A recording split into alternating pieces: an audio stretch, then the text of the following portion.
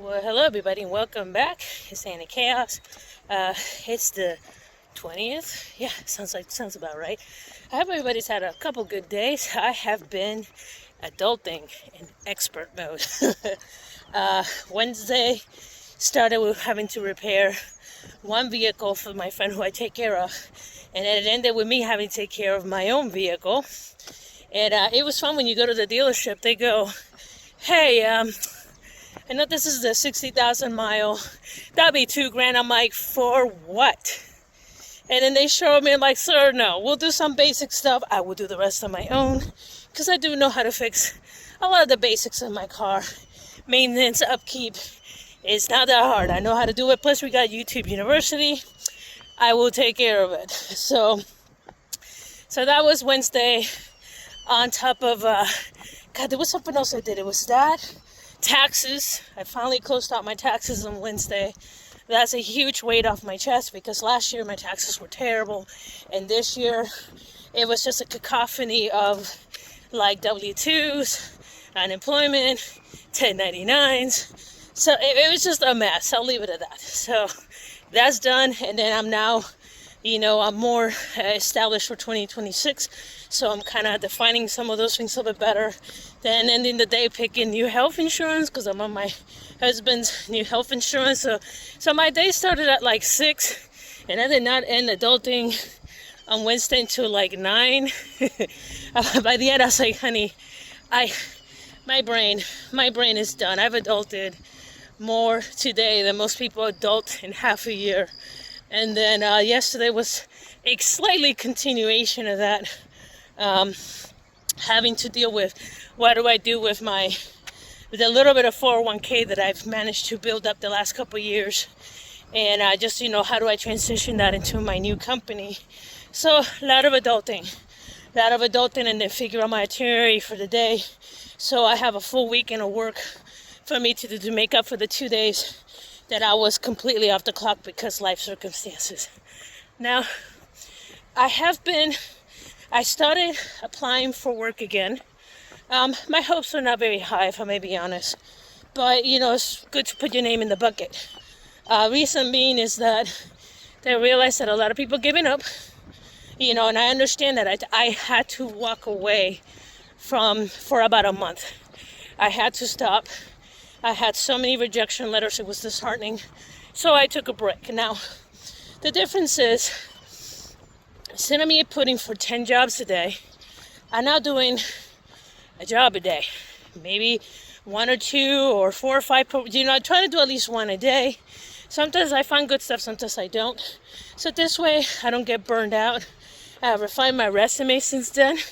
So I feel a little more confident. Now, that doesn't mean that my expectations have gotten higher. That's not the case. It's just that with less people in the market, lower competition, and I have LinkedIn, so I can see the amount of people that are applying for work. So it went from like almost 1,200 people a month, like per job. Like it was like a one job within 24 hours. It would be like 1,200 people applying for that job. Now it's back down to like 100, 200, which is more reasonable. And but one of the things that I've been doing is that I've been following a couple of these like job professionals, these recruiters, and they're saying some of the challenges that they're encountering, which is like people are writing resumes for machines. So using AI, which is a machine, to talk to their systems, which is a machine, in hopes that they can even make it through. So that was pretty interesting. The other thing one of the gentlemen said is that a lot of people need to adjust to the new reality for a little bit, that the standard W-2 job with a, with benefits is kind of out of reach. So it will be a really good idea to kind of build your own brand, working multiple little jobs. And in some cases, some people make a lot more doing that than they do actually just working a W-2 job.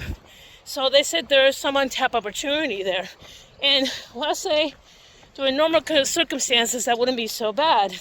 The problem is everybody's doing it right now, so it's very difficult to kind of get your stuff down. So I've been very lucky that everything's been like someone who knows me, who referred me to someone they know is a real person with a real gig. So that's sustaining me for right now. But I'm trying to build that up because, again, some of my sources are telling me like, hey, we might have to cut you because, the economy. And I gotta be honest, even though it sucks for me, I'm really grateful they took the time to come to me and let me know, hey, your time is running short. Not because we don't want to, it's just we cannot afford you. So that gives me time to prepare and come up with a solution. So either way, I will do my best to make it through this. Now today, the only major thing that I have planned is voting. It's Texas midterms right now, so I'm going to take care of that with what a couple friends have. So a couple elderly neighbors that can drive, so I'm going to carpool them there so they can put their vote. And then continue to work, and I'm going to continue doing a closet purge. So other than that, I finally faced my scale. If it was a little better than what I anticipated, but it's not good. I've gained 50 pounds since I moved to Texas. So that's about 12 and a half pounds per year. You can see it right here in the chin. Look at that good brisket right there. And yeah, so just facing it. And this morning, I started tracking my food again. So I'm just trying to do every little day, trying to do a little bit more. So that way I get back into my old rhythm instead of just kind of completely bombarding myself, trying to keep up with all these little things. So I'm just kind of trying to build it into my habit. But anyway, guys, let me finish doing this walk. And I try to get my day, and I will continue purging my closet. And after that, what I want to do is go to the local thrift shop and then try to find things that are appropriate for right now until I can get my weight back down and under control. But anyway, progress. Gotta celebrate progress. So let's get going. Okay, so I got back from pretty much doing the voting thing and then spending time with my friend Mama Peggy. I take care of her. She's elderly. I take her out of the home so that way she has some engagement. So I just got back, finished doing some work stuff, and then now I'm going to continue purging the second phase of my class. It's probably going to be, excuse me, 3 or 4 rounds, mostly because I have the closet and I still got to do my drawers. I know there's a lot of stuff that doesn't fit, so I got to take care of that too. But for today, I want to go ahead and try to do the most bulk, like the most amount of damage today before I go ahead and I get going. So I'm going to try to get some replacement clothes. So let's take care of that. Let's get going.